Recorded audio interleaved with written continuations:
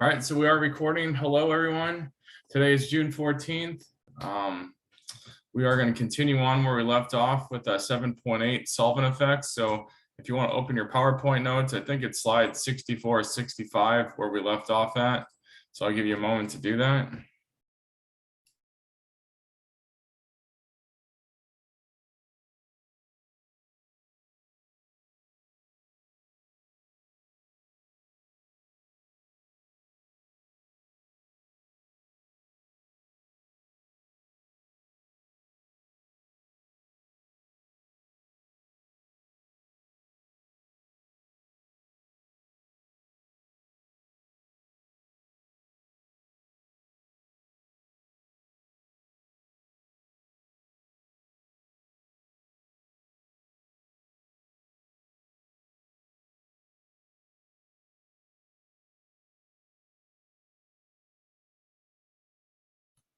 All right, so hopefully you have it pulled up now. So let me go ahead and start sharing my screen.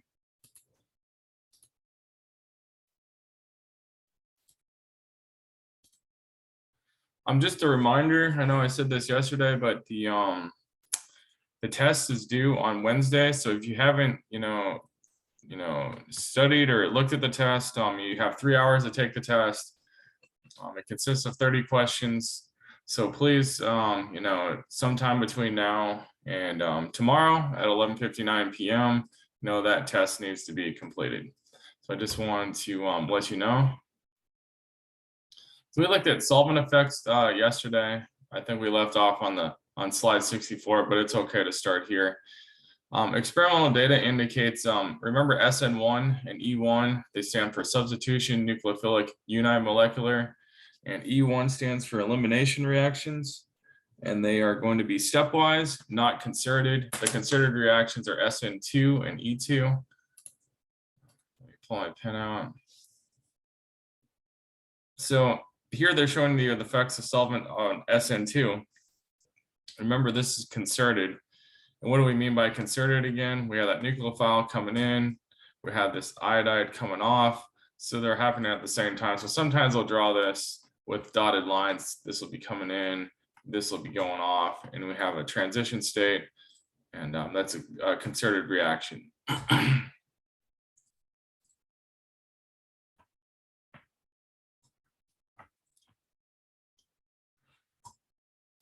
So overall for SN2 reactions, a polar aprotic solvent is best. And for SN1 reactions, a polar protic solvent is best. And the reason for that is once you pull that iodide off, if we pull that off when we have water, iodide would have a negative charge, we have a partial positive charge right here. That's going to start pulling that off. It's going to pull that off that whatever group it's pulling it off on. And let's just make it more reasonable.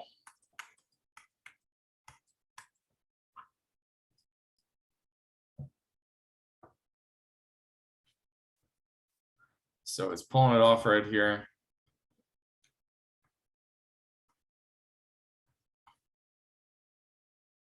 Eventually, this iodine is going to come off.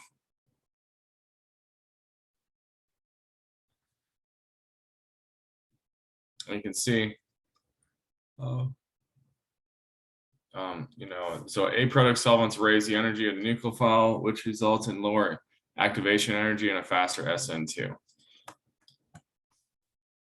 So the better the leaving group, the faster the SN1 or E1 reaction. So this would be the best leaving group. It's the biggest one. This is the smallest one, so it's going to be the least reactive.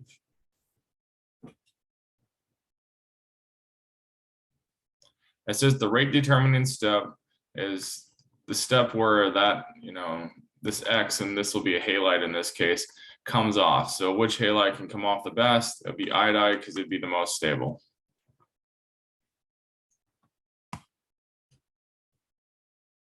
It says the more stable the carbocation intermediate, the faster the SN1 and E1 reactions will be.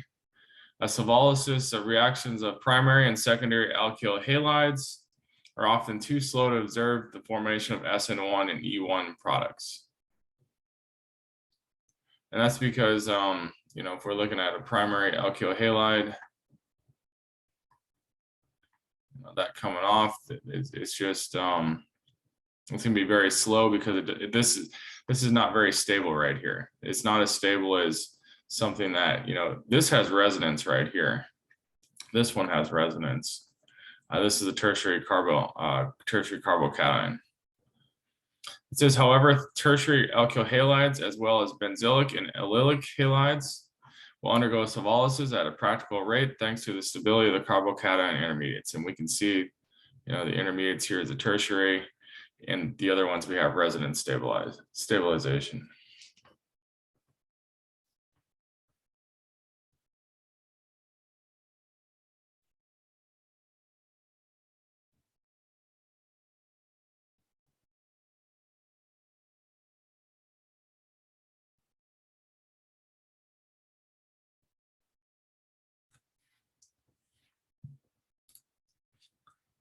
So be able to judge whether or not a given alkyl halide will undergo savolysis, SN1 and or E1 reactions. In general, a primary or secondary alkyl halide will only undergo savolysis if rearrangement to a more stable carbocation. Tertiary allylic and benzylic alkyl halides will undergo savolysis to give a mixture of SN1 and E1 products. And we'll see, you know, some of this with the practice with our homework questions.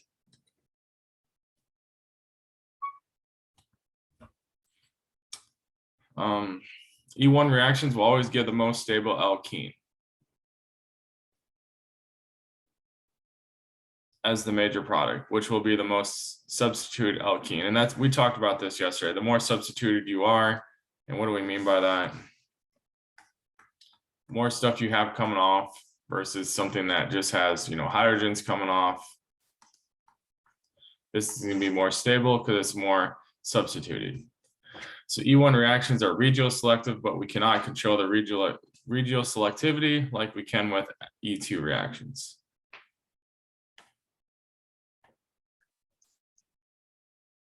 You can see here you have 1, 2, 3 things coming off. Here we only have 1, 2 things coming off. These are hydrogens, so we're not, that's not substituted right there.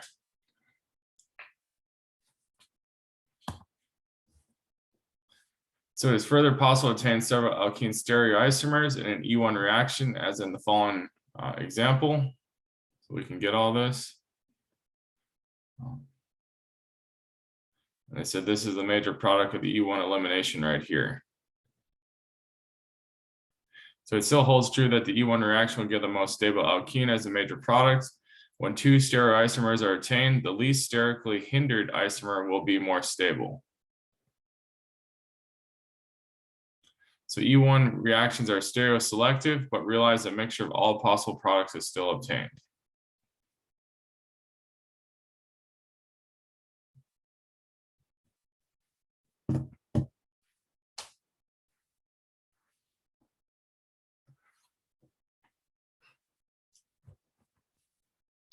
So when the alpha carbon in an SN1 reaction is chiral, we obtain 2 substitution products that have opposite configurations.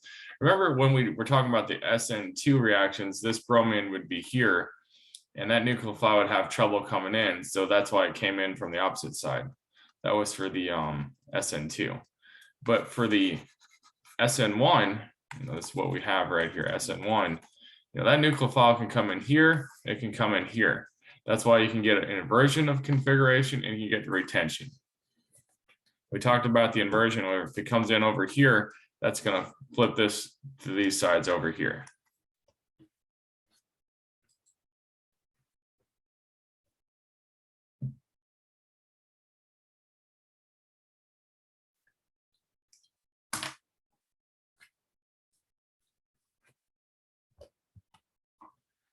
So even though a mixture of configurations obtained in an SN1, typically more of the inversion product is observed, it says. Does the leaving group will form an ion pair with a carbocation, making it more difficult for the nucleophile to attack from the same side. So it's still a little hindered right here. And that's why you get a little less than 50% for the retained version.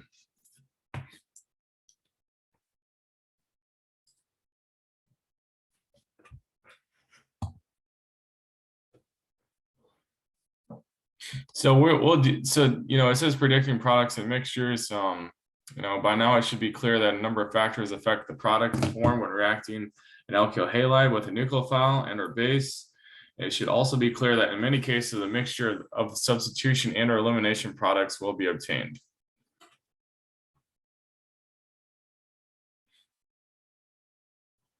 And here's your SN2, here's your E2 products, and they're saying here we have the more substituted one, here we have the less substituted one.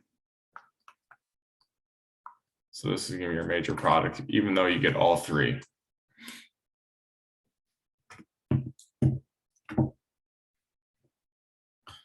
So in other cases, it's also possible for a given substrate that only one mechanism will occur. So in this case, only the E2 product will occur.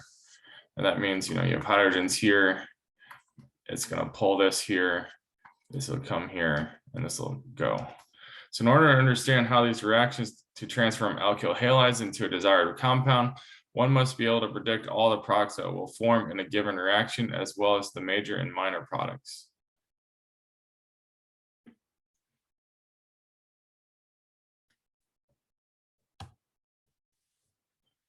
So you have to determine the function of the reagent, analyze the substrate, and determine the expected mechanism. So in this case, the substrate would be, here's the substrate, here's your reagent.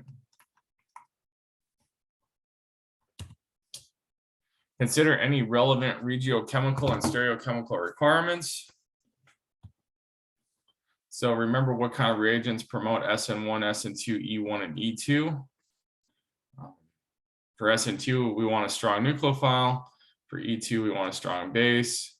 For E1, we want a weak base. And SN1, we want a weak nucleophile. And it says the following table is a good resource for categorizing reagents and the mechanisms that will promote. So here's the table.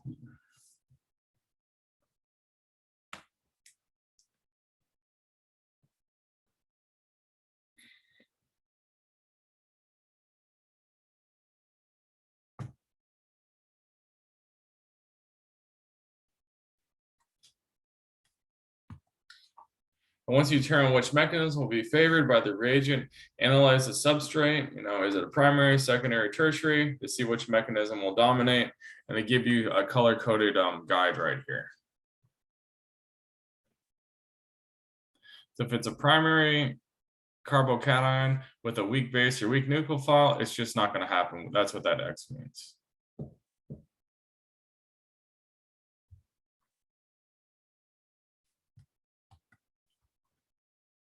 So after analyzing the reagent and the substrate, you can say which mechanism will occur, draw all the possible regio and stereoisomers, then choose the major, isomer, constitutional isomer using the guidelines you have learned.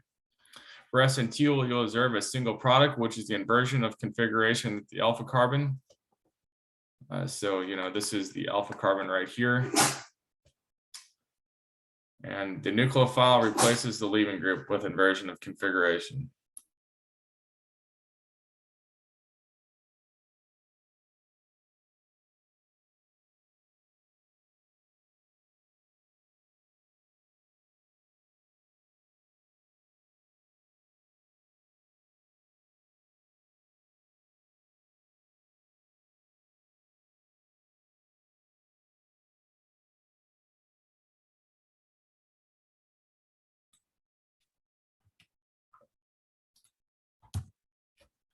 And for E2, draw all the possible alkene isomers, only alkenes which result from a beta hydrogen anti-periplanar to the leaving group.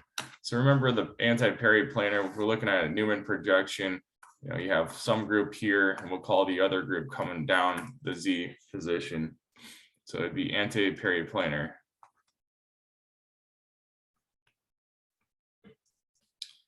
Only alkenes which result. So if a bulky base is used, the Hoffman product is the major. If a non-bulky base is used, the most stable alkene is the major. It says for E2, the Zaitsev product is generally favored over the Hoffman product unless a sterically hindered base is used, in which case the Hoffman product will be favored.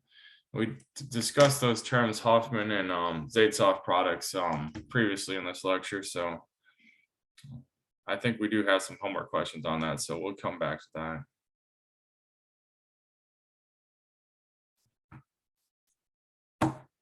Let me see if I can quickly find that for you.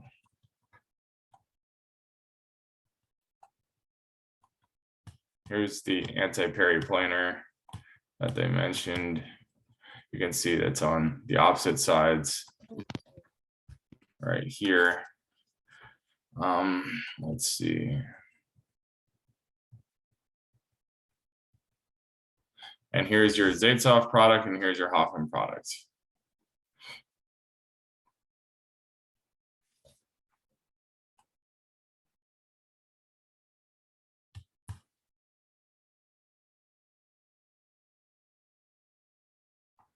So the less substituted alkene is the Hoffman product. See, it's a less substituted. You have 1, 2. And the Zaitsev product is more substitute, 1, 2, 3. So that's the differences. So hopefully now that makes sense. And we'll go back to, I think we're left off on slide 70 something.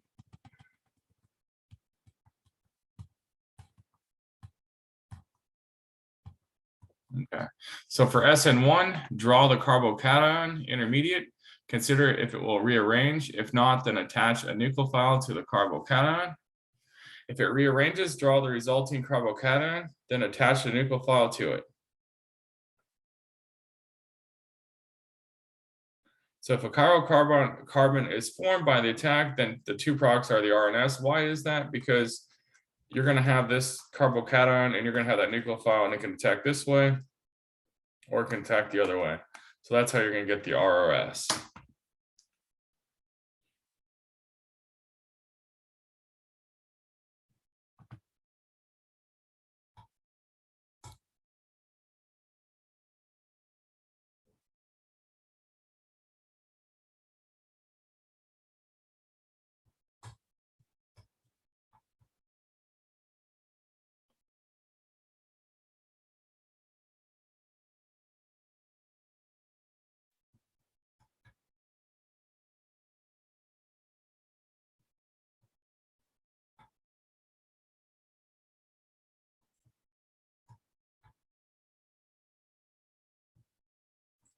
All right.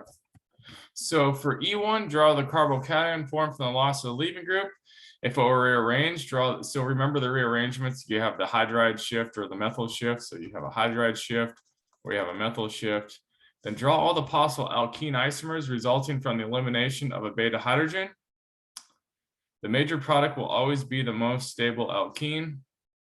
Remember, what's the Zaitsev product? The more substituted, and the Hoffman product is the least amount of substituted, the lesser of the substituted products. So if the Zaitsev has 3, the Hoffman would have 2. I should say not a substitute is what I should say, because they're both substituted products. One has more substitutions than the other one.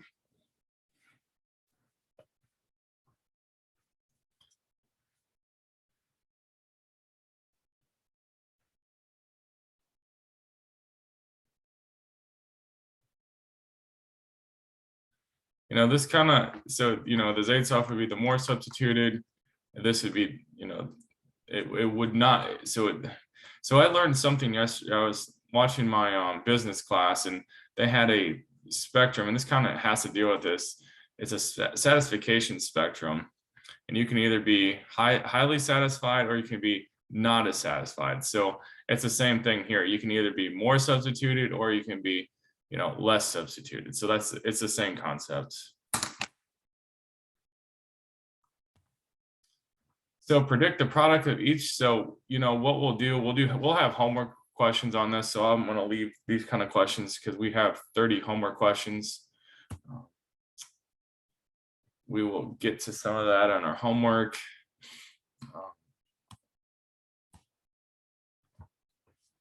So here there are a variety of alternatives to alkyl halides for substitution and elimination reactions, such as alkyl sulfonates. and there's just showing you some leaving groups. So mesolates, tosylates, and this is just that group highlighted in green is what they are. So here's your mesylate group, here's your tosylate group, here's your triflate group. It says they're excellent leaving groups because they're quite large and they can stabilize that charge. And when they're drawing the structure, so if we had this structure right here, let's say we have 1, 2, 3, 4, we would draw that 1, 2, 3, 4, and we just put this as the mesylate group, which would be OM.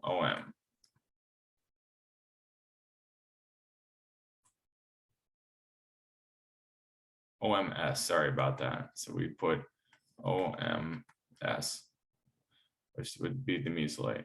And that you can do your abbreviations if you want to.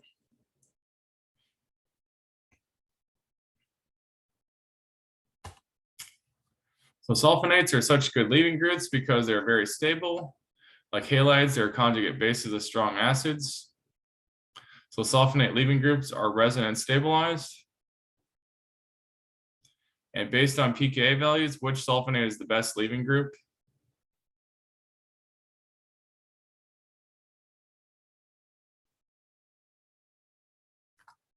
Based on this, you'd see this one is because it's -14.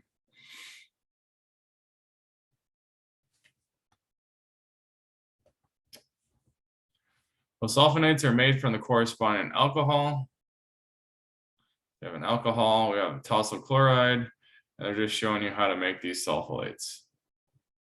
An oxonium ion, you take that, you react it with pyridine. It deprotonates that proton right there, and you have an alkyl tosylate.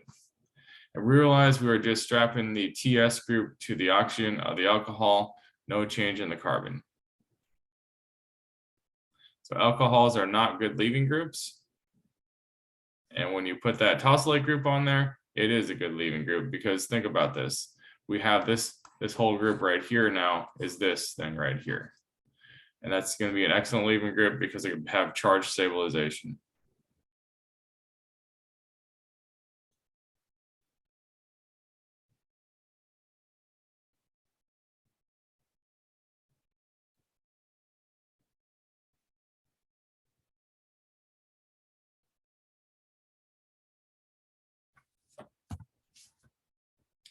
It says to envision the compounds that can be synthesized from an alkyl tosylate, treat them the same way as you would an alkyl halide. So think about these as just like X, which would be like chlorine, bromine, iodine. You get the picture. So with a strong nucleophile strong base, a primary substrate gives most likely the SN2 with a little E2. So that means, we're gonna have that OH group coming in, it's going to be attacking, and this is going to be a good leaving group. And this is going to be your major product. Now, with this, we're going to have this elimination right here. This is going to come in, form a double bond, it'll be a good leaving group.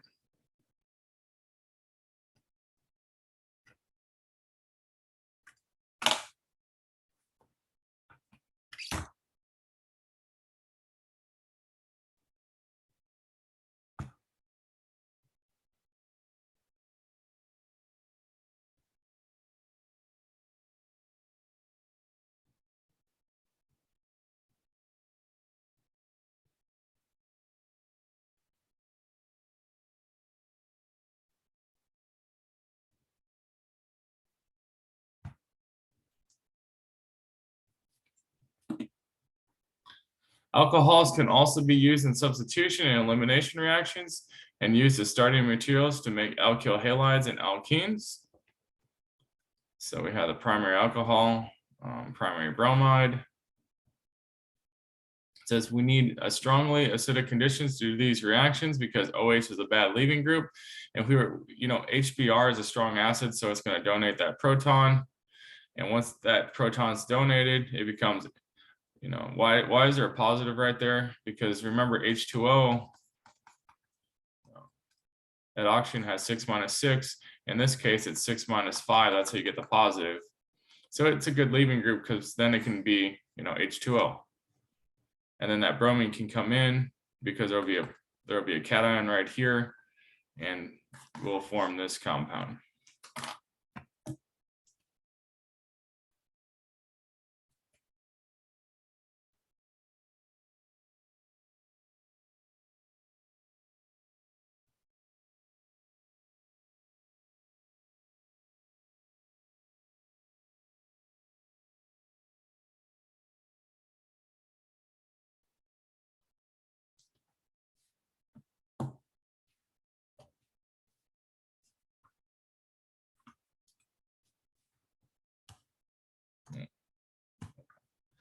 So the mechanism will either be a SN1 or SN2 depending on the substrate. Primary alcohols react via SN2, but secondary and tertiary alcohols react via SN1. So here it gets it protonates, it's, the HBr, the strong acid, so that OH group can protonate itself. It becomes a good leaving group, and then this reacts via SN1.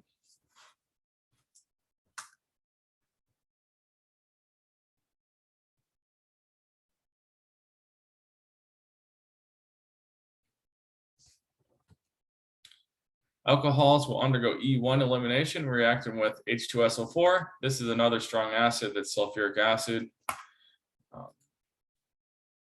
It happens again. It protonates itself. It shows the protonation step right here, and then then it becomes a good leaving group, and then we have a proton transfer, and that's your E1 mechanism.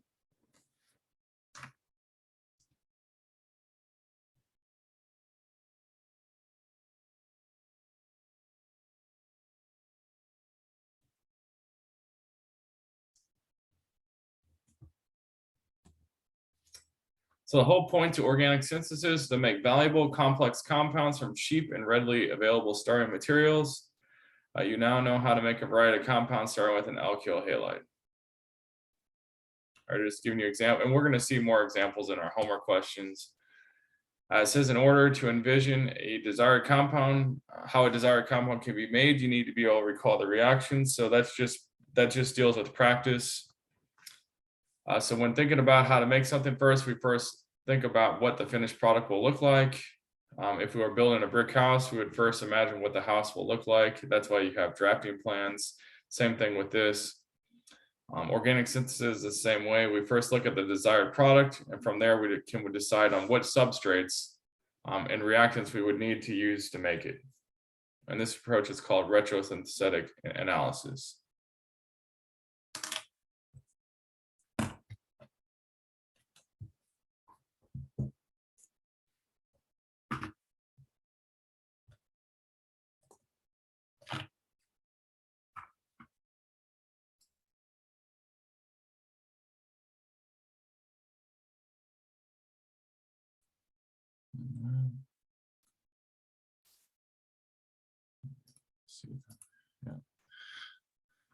It says, suppose we need to synthesize the following ether. Remember, ethers are, they have ROR, identify a target bond, draw the substrate. So you kind of break it apart, and then you say, oh, this is, how we might go about and do it.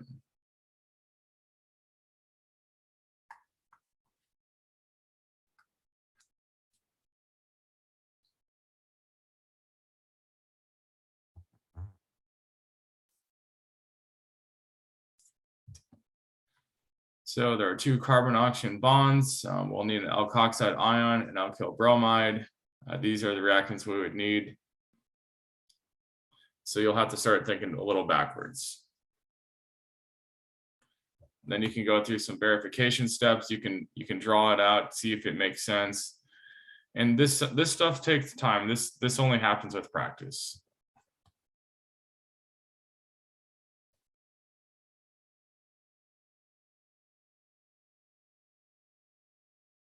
We'll have some of these on our homework questions. So for SN2 solvent effects, you need a polar aprotic solvent for SN2 reactions. These are some protic solvents. Here are some polar aprotic. So for SN2, remember you need polar aprotic solvents. Protic solvents engage in hydrogen bonding and stabilize anionic species. such as good nucleophiles. A product solvents stabilize both cations and anions. It says, this is how it go into effect. So nucleophiles are less stable, thus more reactive in A product solvents. The activation energy will be lower and the reaction will be faster. So you can see how if we're just looking at activation energies right here, here's this one, you can see this one's a lot less right here. And that's it. So what I'm going to do is, does anyone have any questions before, because I'm going to go right into the homework. We're not quite ready for a break yet, but I want to get the homework going. So I want to stop sharing and I'm going to pause the video. All right, we're back. So if you're listening asynchronous, it was like we never even left. So let's go ahead and start sharing our screen. Hopefully you had, if you're listening asynchronous, you could have just paused and open the homework. So hopefully everyone else has their homework open. We'll start with question 1. I think we get the most practice out of doing the homework questions, to be honest with you. Let me get my pen going. Sure, we're on the right screen. Yes, we are. So here's question 1. So we have the fastest and we have the slowest. So it says for alkyl halides used in SN1 and SN2 mechanisms, rank the leaving groups in order. So remember, iodide will be the biggest, and it's just going to go order in size. So iodide, bromide, chloride, and then fluoride. That was a pretty easy one.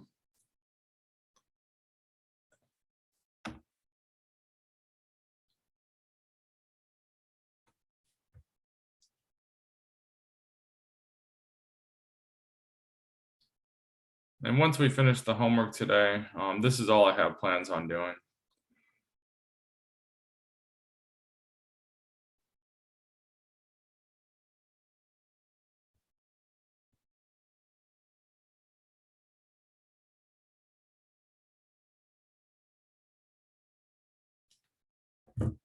Let's go to question 2. It says, draw the structure of 1,3-dichlorocyclopentane. So we have cyclopentane, 5-membered ring, 1,3. So we have, in the 1 position, we have a chlorine, and in the 3 position, we have a chlorine. So here's your 1 position, here's your 3 position.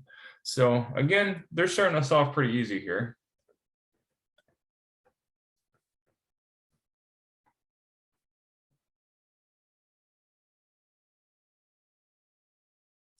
I might even do question, let me see.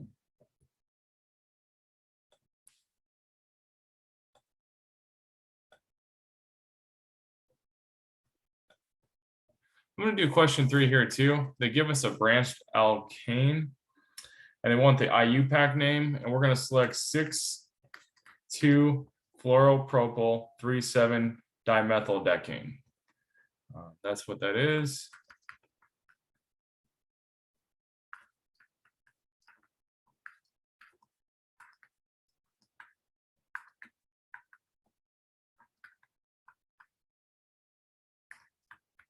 So it's just kind of a, getting you, it's just a review of naming structures and drawing out some structures.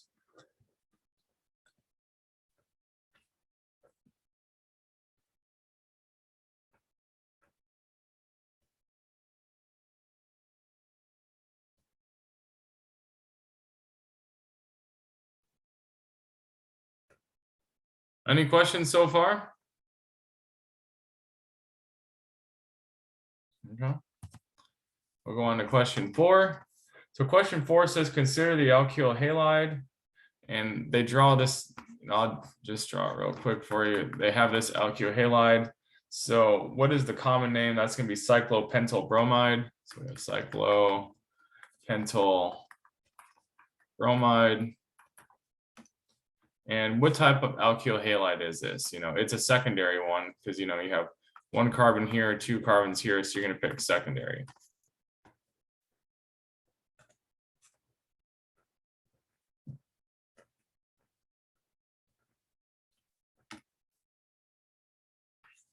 Question 5 is another naming one. You see a cyclohexane ring, so they all have cyclohexane in them.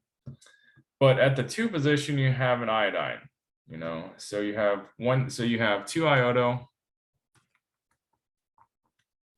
1,3 dipropyl, because what is propyl group? That's 3 carbons.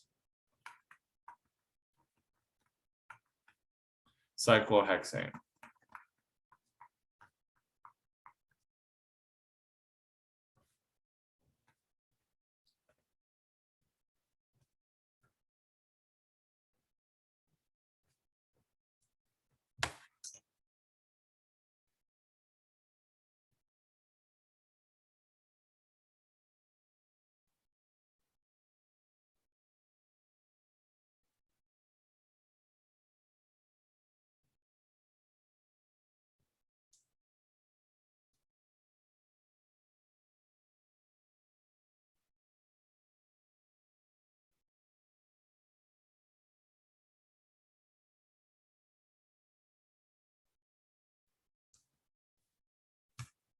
All right, so question 6.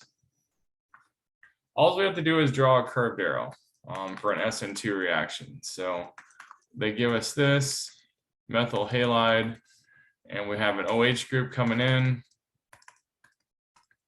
negative charge. All we have to do is this, and then it's a concerted reaction. It happens at the same time. So that's what's going on here.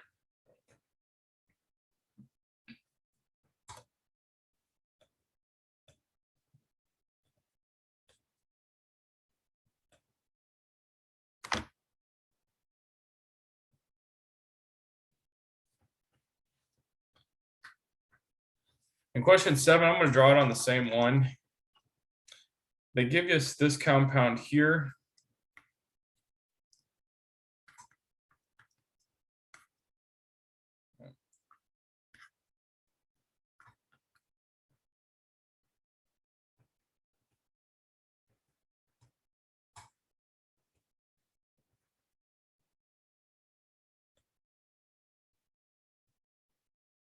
And what's going to happen is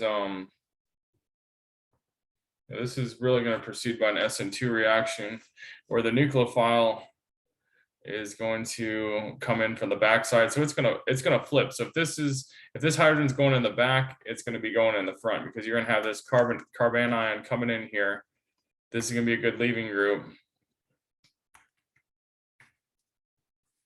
And it's going to flip its orientation. So it says it wants to draw the organic product. So we're going to draw this.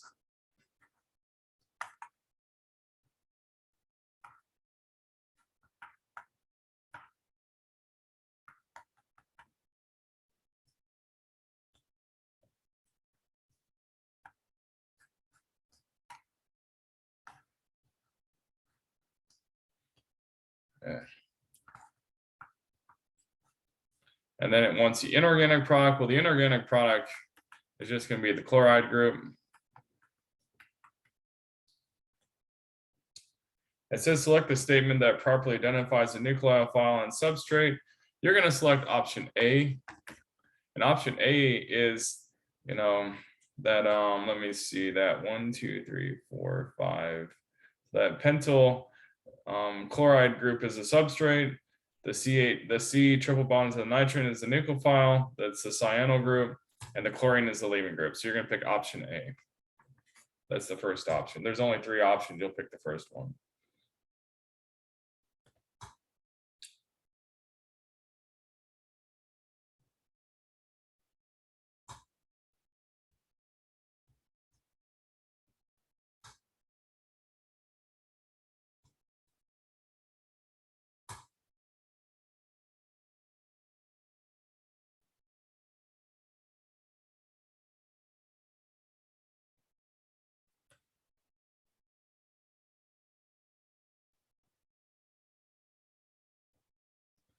So we'll go on to question 8 then.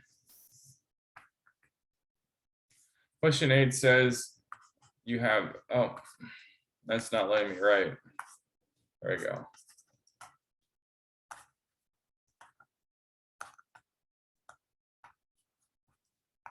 So this chlorine group, you know the bromine's a good leaving group. It wants to do an SN2 reaction. So first we have to figure out whether this is, because the second part of the question asks whether the substrate is R or S. So we have to figure out, okay, this is our substrate. And is it R or S? Let me see. It is 1, 2, let me see, 1, 2, 3. So it goes 1, 2, 3. That goes in the S direction, but we flip it because the H is in front, so the substrate is R. So you could eliminate anything that said the substrate is S, and you know you're going to get the flip product. So then if the substrate is S, the product is going to be R. If the substrate is R, sorry about that, the product is going to be S. It has to flip. So that's going to come in like that. It's going to flip the product. So we're going to get, for the product, you're going to draw this.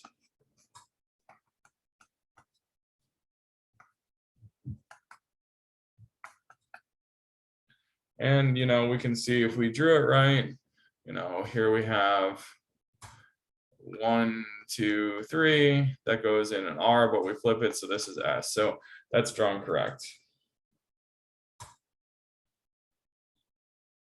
So that was 8.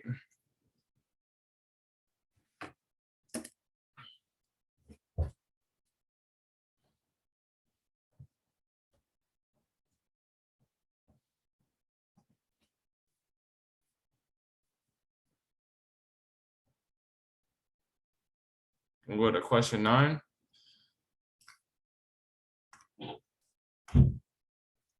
For the SN2 reaction, draw the major organic product and select the R or S designation around the stereocenter carbon in the organic. So they give us this.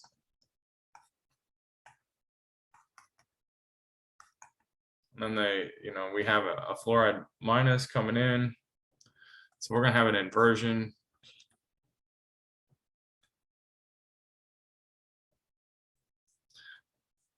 So what we'll get is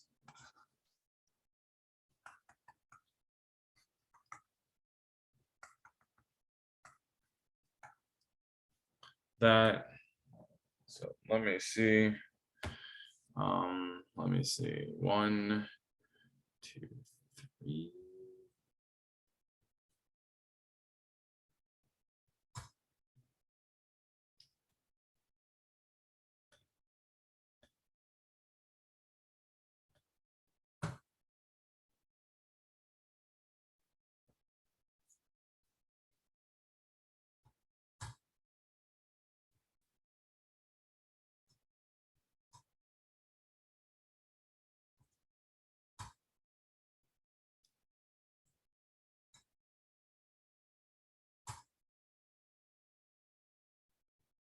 Just trying to see if this is RS. I'm pretty sure this is R. This one's S.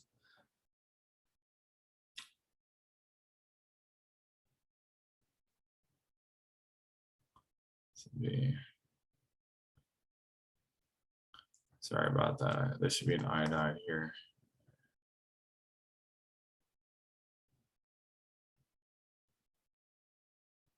This is R, and this would be the S then, yeah.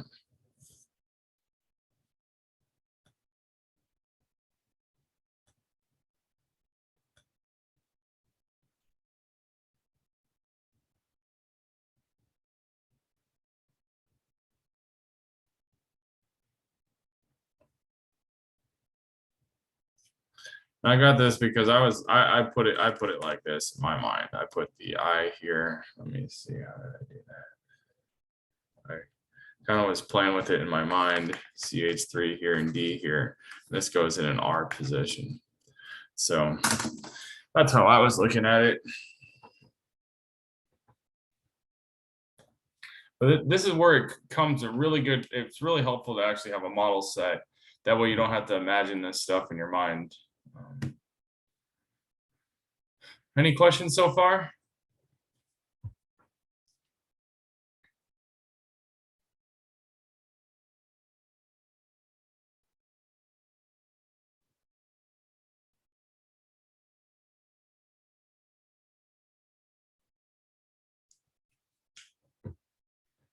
Okay, so we'll go to question 10.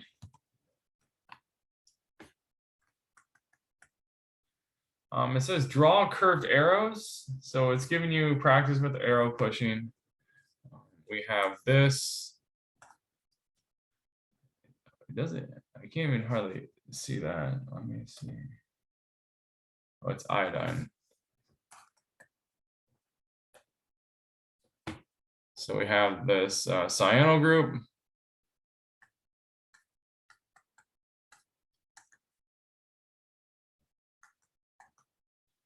And it's going to come in here, and it's going to release that right here. And this is step 2.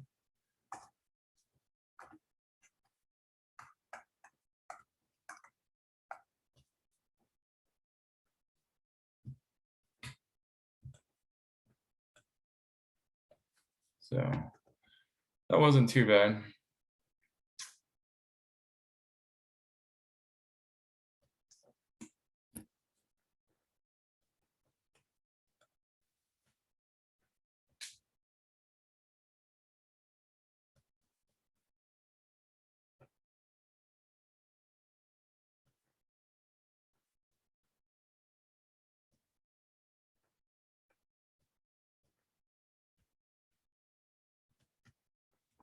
Okay, so for question 11, I'm going to do it on the same slide. It gives us this pentyl group right here. And I'm going to ignore this side over here because the reaction's not going to take place over there. So that stuff is going to stay the same. The stuff that's going to happen is over here. And the reason being is you have this chlorine group, that's a good leaving group. So I'm going to call it a GL, which stands for good leaving group. And then it has a sulfur coming in.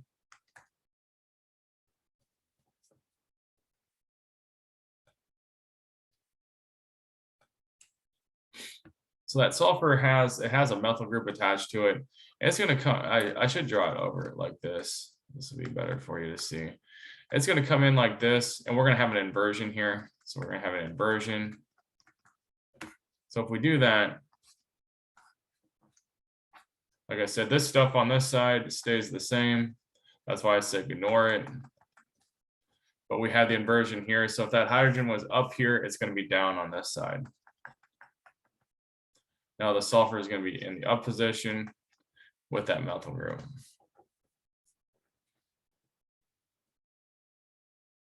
Now, yes, it did have a hydrogen, but that hydrogen will be deprotonated with this OH group.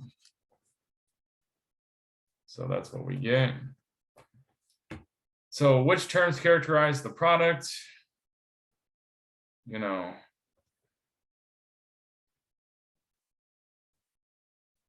let me see.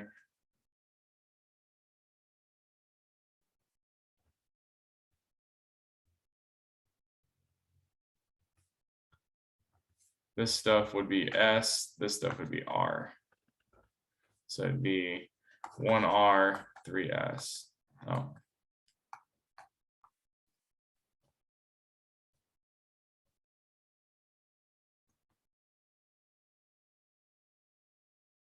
They go this way. And this one would go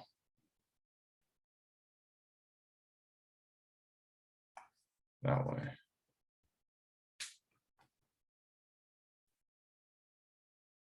I need to draw a hydrogen there. Sorry about that.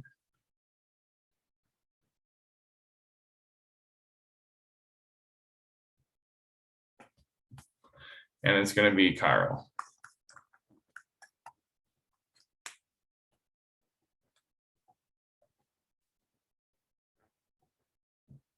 So that's 11.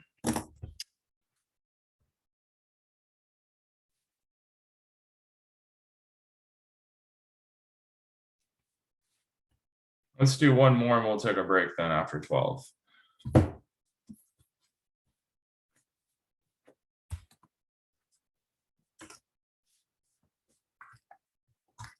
Question 12, it says, rank the relative rates of the alkyl halides in an SN2 reaction. Well, we're going to pick primary, secondary, and tertiary. So that's pretty easy. Here's your primary halide. The hardest part is just for me to draw them out. Here's your primary. Here's your secondary. And here's your tertiary. So I'm just going to call it fast. This will be slow. And that's it. So that's question 12. Let's take a 10-minute break and we'll be back at 11:05.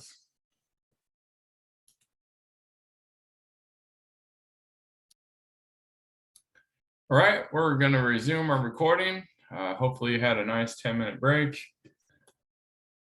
So we'll go into question 13 now.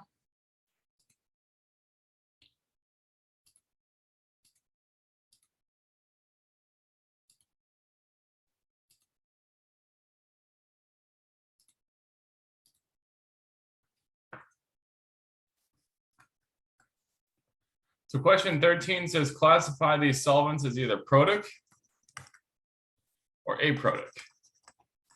And all you have to do is go back to the table from the chapter. So these are protic H2O, CH3. You can see the common trend with hydrogen bonding. Acetic acid, DMF, DMSO, acetonitrile,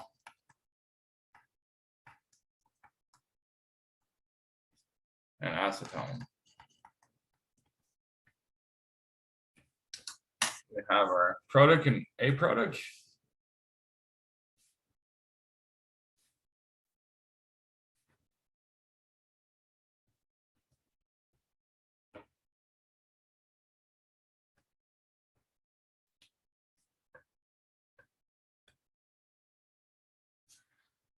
Let's go to question 14. Question 14, they want two products. They say we have two bromo, 2,3-dimethyl butane. So let's just draw that out. 1, 2, 3, 4. And at the 2 position, 2,3-dimethyl, we have 2 methyl groups here. And we have, oh, sorry about that. Here we have a bromine group, 2,3-dimethyl. So now we have it correct. Actually, no, we don't. There we go. 2, 3. So 2 bromo, 2,3-dimethyl butane. And they have ethoxide. Ethoxide, I'm just going to OTH. It has an oxygen group here, and it's going to attack some type of hydrogen. And it's going to attack at the beta position. So here we have a beta position. Here we have a beta position. So let me think about this. So we have a hydrogen here. You know, we'll get this product.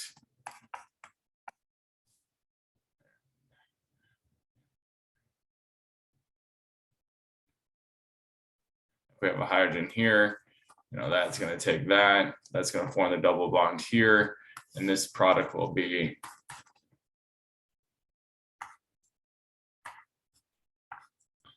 so, you know, you can recall that we have the Zaitsev product. I don't even know if it asked this, but this would be the Zaitsev. It's the more substituted, and this would be the Hoffman. It's not as substituted. That's all I'll refer it to. And that's it. So that was 14.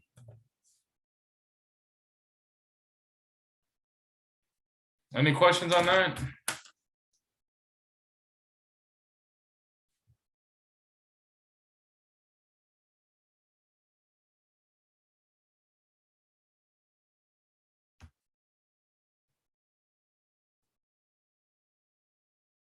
All right. Question 15. It's just a naming scheme. You know, it has, that's the compound. So this is going to be, it's going to be 1, 2, 3, 4, 5. It has 5 carbons, right? This way, you have 5 carbons. I start here, you'll get 5. And at the 2 position, you have a methyl group. So it'd be 2 methyl, 1 pentene. At the 1 position, that's where that double bond occurs at.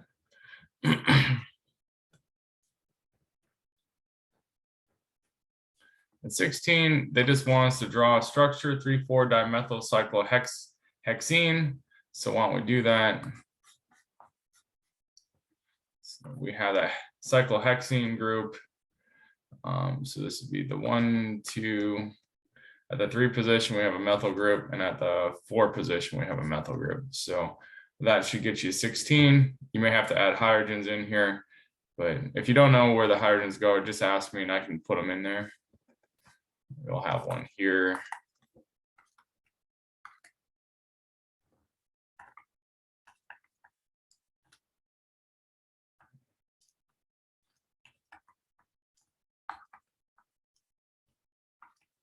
So that should get you the answer.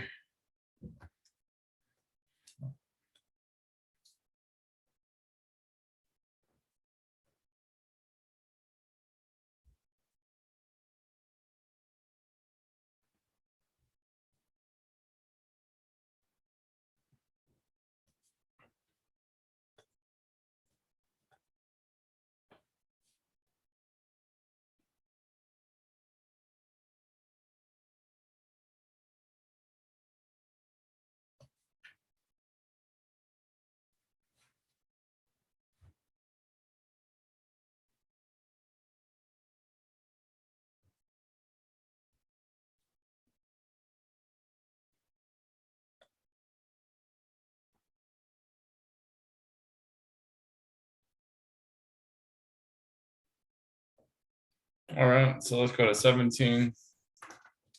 So we have this product here for 17, or I should say substrate. And we have to pick, how are we going to go to, we'll draw this way over here. So the first thing we're going to do is we'll put HBr. And this is going to add this like this. And if it adds it like that, let me see. Then we would have something like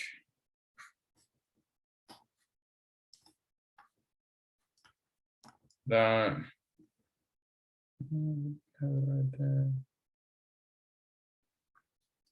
Put it right there. I'm just trying to see where I'd put it at.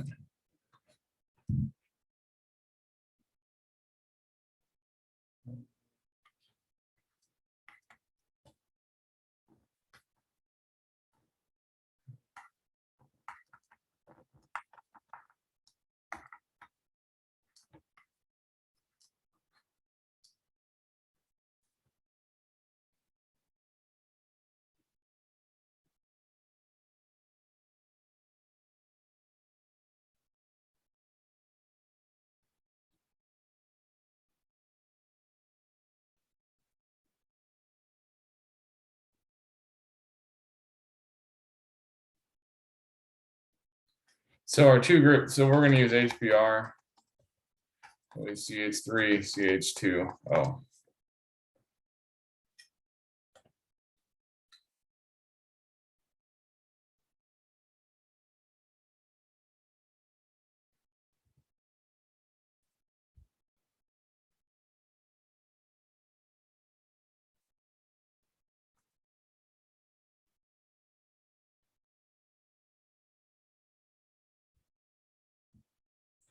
All right, so let's go to 18.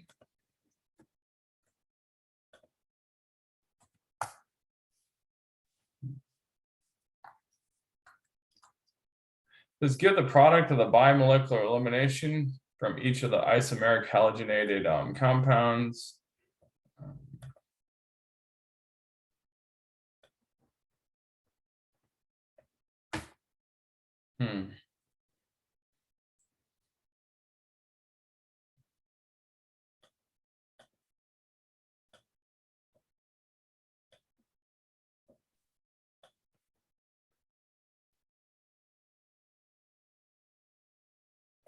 So I'm going to draw the whole thing out, but we have this thing right here.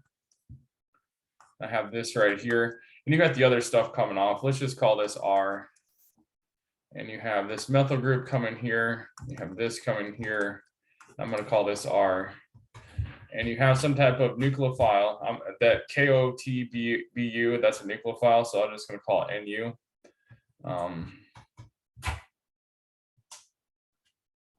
So nucleophile is going to come in. It's going to pull that hydrogen off. It's going to come here. That's going to release that bromine. So now I have to draw the whole thing.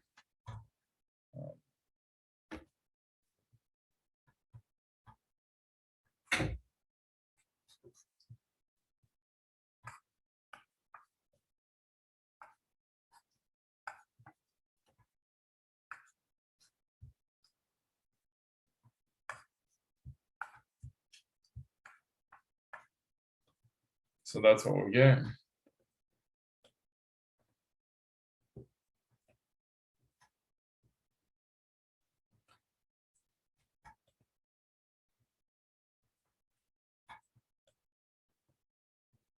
So that was reaction A. Reaction B will be the same thing, but we'll have the transform.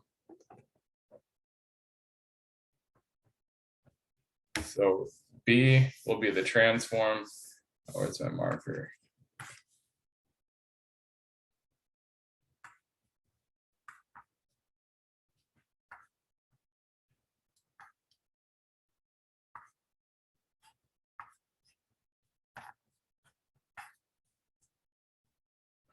And there's 3 bonds here. I'm just drawing a circle there.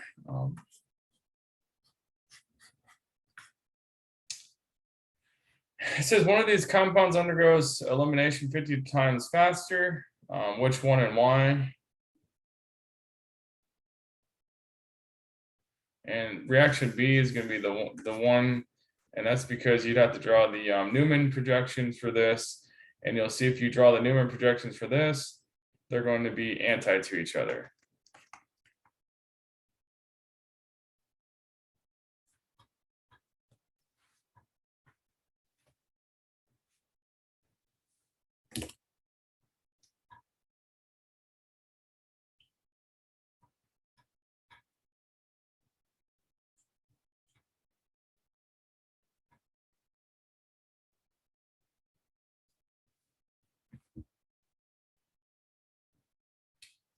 So now you're still working on that, so I'll give you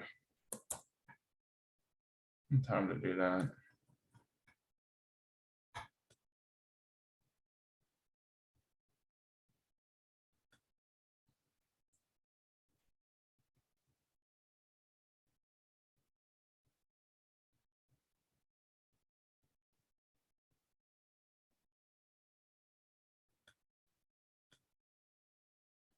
All right. So we will go to question 19.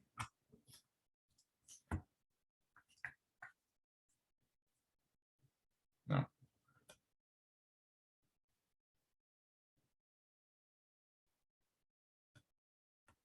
Let's draw the product formed by the reaction of T-butoxide. Draw the correct stereoisomer.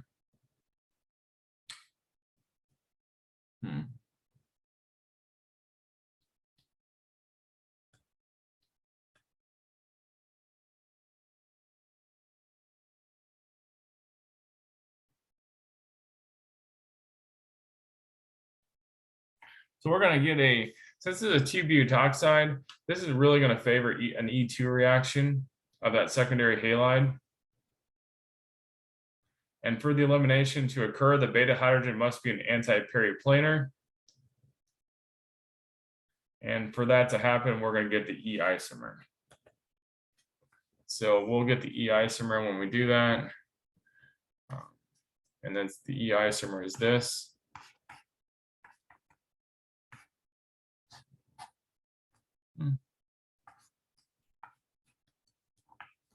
The best at drawing. Right?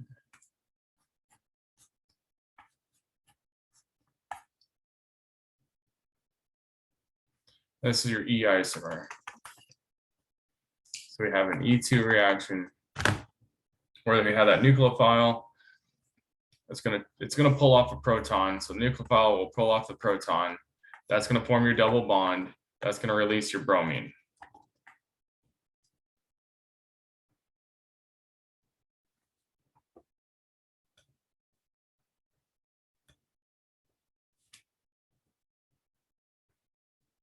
And to do that, you'd have to think about this.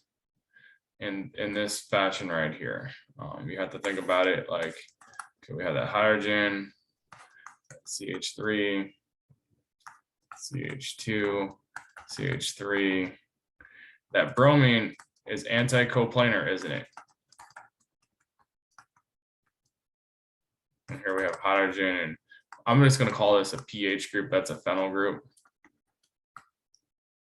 And we have the anticoplanar, we get the E isomer.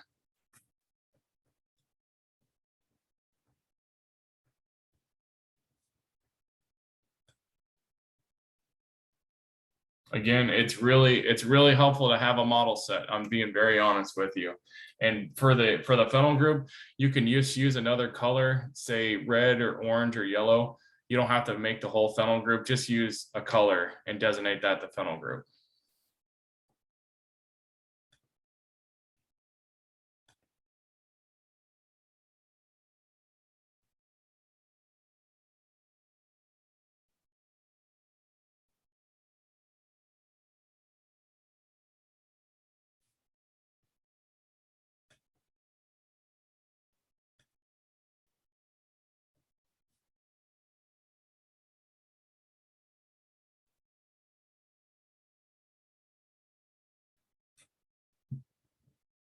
Okay, any questions? We'll go on to 20 then. Question 20. It gives us this cis compound. I'm not the best at drawing these, but I'm gonna try my best. Here's my chair. And we have this, chlorine here. I'm gonna have to redraw it. I'm not gonna draw in all the hydrogens. I'm just gonna draw in the ones that are gonna be pertinent for the ones that we want to use. CH2, CH3. So you can see this is in a cis position, right? If it was trans, then the chlorine would be in the axial position, but it's in the equatorial position. So we have to decide, which hydrogen are we going to take, and we're in DMSO. So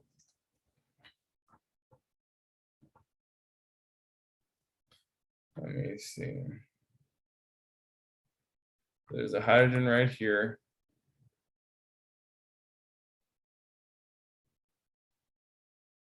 I'm looking, so this is the alpha carbon, this would be the beta carbon, right? This is the beta carbon. Here's the hydrogen right here. So that nucleophile,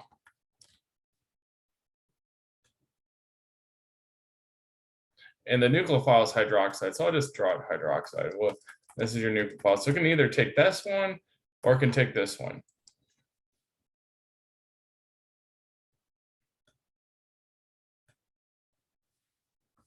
So if it takes, I'm going to call this the right, and I'm going to call this one the left. So if it takes the right-hand side, then we get something that looks like this. There's a 6-membered ring. We have this right here, and we have our ethyl group coming off. And we do get some of the other product on the left-hand side, which would be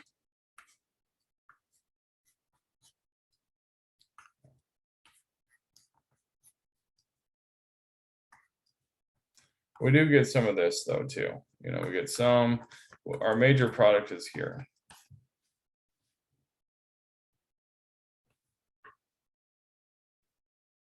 And you can probably think of why this would be the major product. Well, this is the more substituted, right? So, it all comes back to, what is going to be more stable? More substituted, less substituted. We have hydrogens coming off here. That's, technically we only have 1, 2. Here we have 1, 2, 3.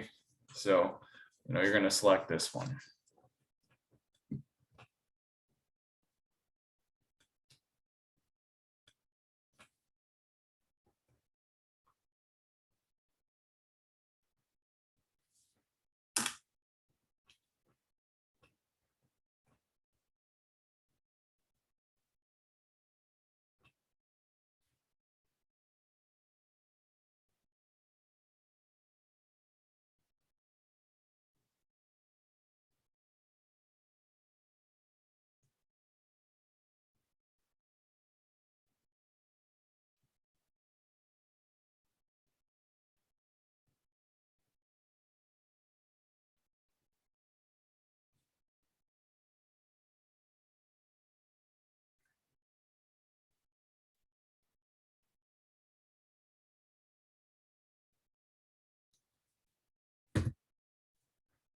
Any questions so far?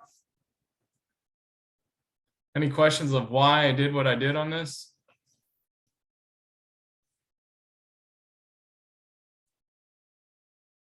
So if you take that hydrogen here, this one, that's going to grab this. The double bond's going to form here. The chlorine's going to be released. And that's how you get this.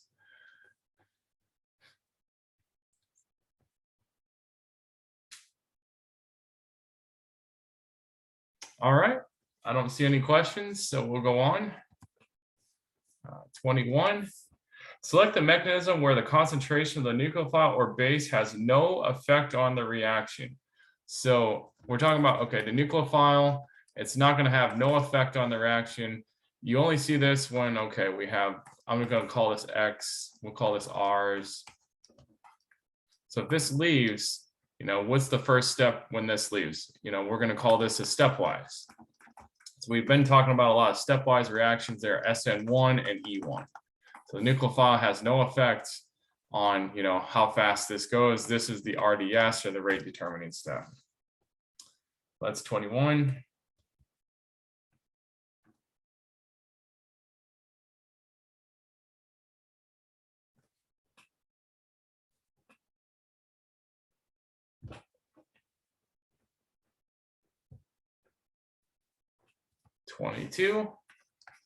Says draw the substitution product formed in the reaction. So I tend to do a lot of shorthand when it comes to this stuff. So hopefully you can bear with me on this. So there's all hydrogens coming off. I just choosing not to draw them at this point in time. So what's going to happen? That bromine is going to be a good leaving group. You have H2O in there. What's going to happen then? You're going to have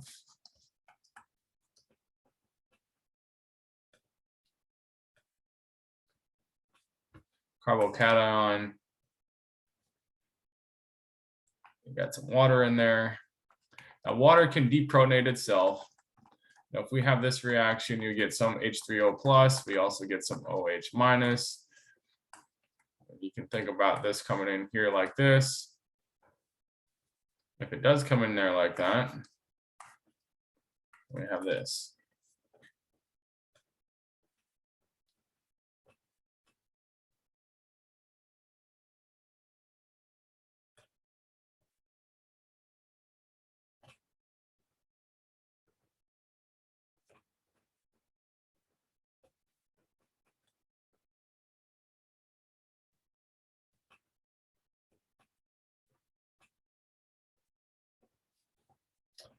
Uh, 23 is, so this will be your answer right here.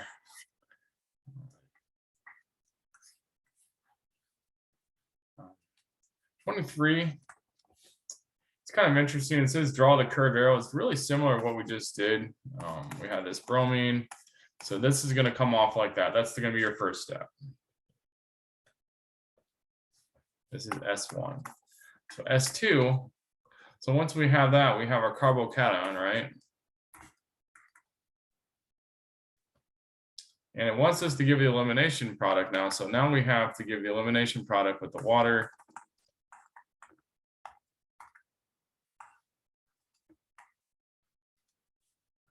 If we do that, I don't think you have to go this far what I'm doing next.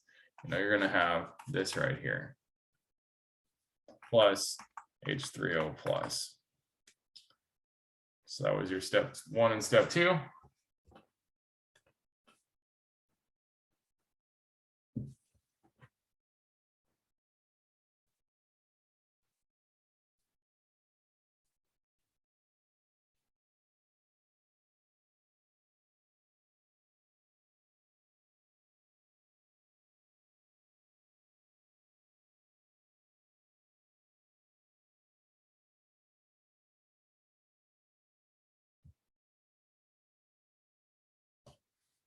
So let's go to 24. It gives us 2 compounds, and I'm going to draw the second step of the compound because basically the iodine is going to leave. And once that iodine leaves, you're going to have this right here.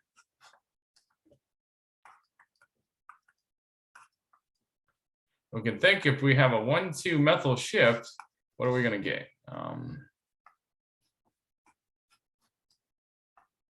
Now we have that shift in here. You know, we had that positive taken care of. Now we have the positive here. So this is a tertiary versus a secondary. So we know a tertiary carbocation is more stable. So we call that the methyl shift.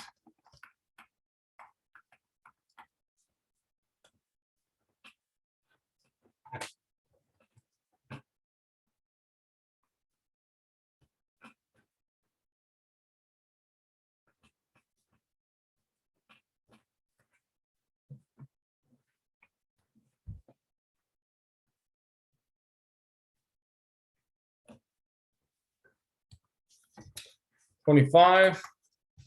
It wants us to name this compound. So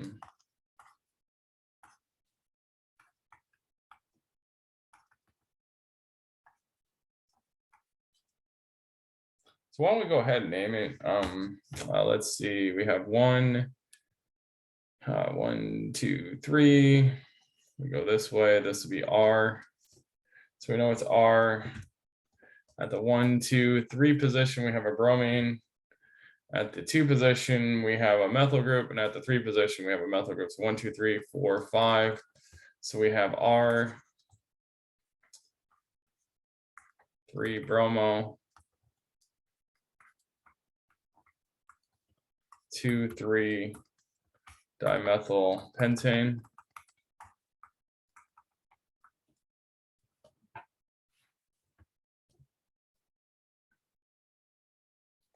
And that water, you know, it will come in there and it'll react. So that bromine will be a good leaving group, and that bromine will pull off a hydrogen from the water. And we're going to have 2 products here. With an so that bromine will be a good leaving group, right? So this is going to be an SN1. So if it's SN1, it can either come in from the back or from the front, right? You can either come in from the left-hand side or the right-hand side once we form that carbocation. So we'll have some type of carbocation. We can either come in this way or this way. And so we have to draw both products.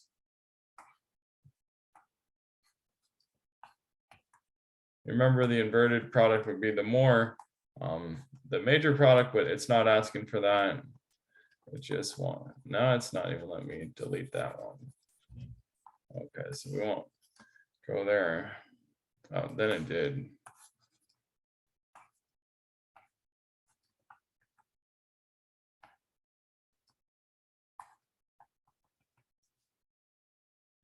Plus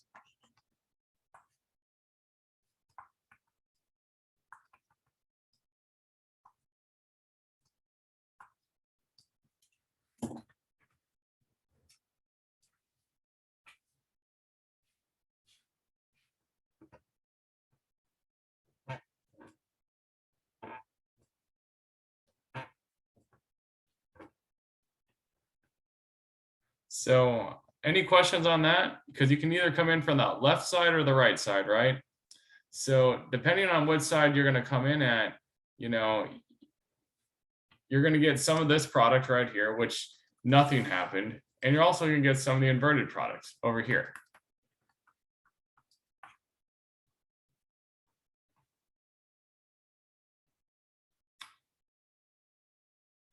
And usually get a little more of the inverted product because we talked about that in class today, because that bromine gets in the way a little bit.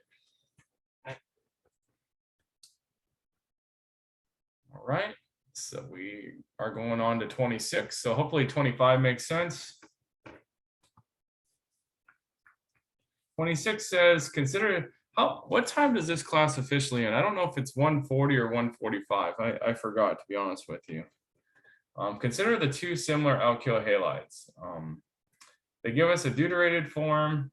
Whenever you see CD, this means deuterated.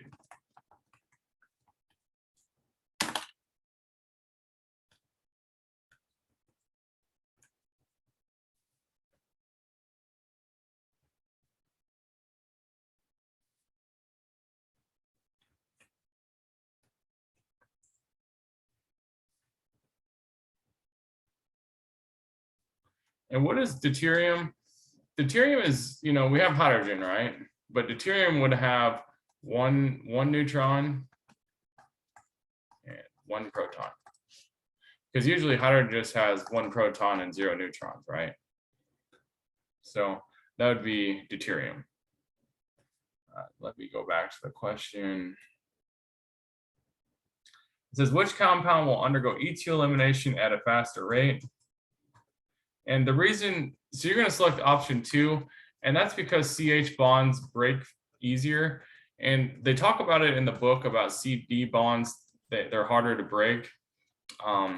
You know, they're harder to break. And they said that's beyond the scope of the class. So let's leave that for another class. So you're going to select this one, which are CH bonds are easier to break.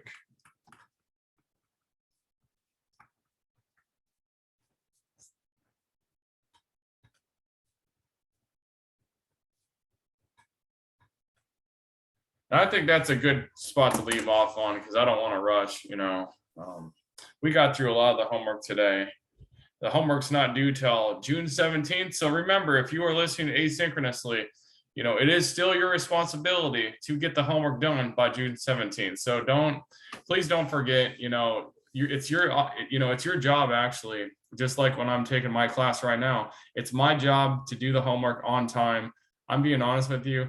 My professor gives no leeway for anything. I mean, you know, on your test, you have 30 questions in 3 hours. I have 20 questions in 25 minutes. Imagine doing my test, 30 questions in 35 minutes. That's about what you know, just imagine, you know, I gave you like 35 minutes to do the whole test. I mean, you'd be pretty stressed out maybe. So like I said, you know, I wish my professor was a little more like me, but it is what it is. But I want you to do really well. So, you know, take it upon yourself to, you know, watch these lectures, do the homework assignments on time, and just turn your stuff in, you know. So what prevents students from not getting the grades they want is usually it's just a lack of, you know, effort on their part as far as getting the homework assignments or exams turned in on time. So that's all I have today. Have a great day, and we'll be back tomorrow.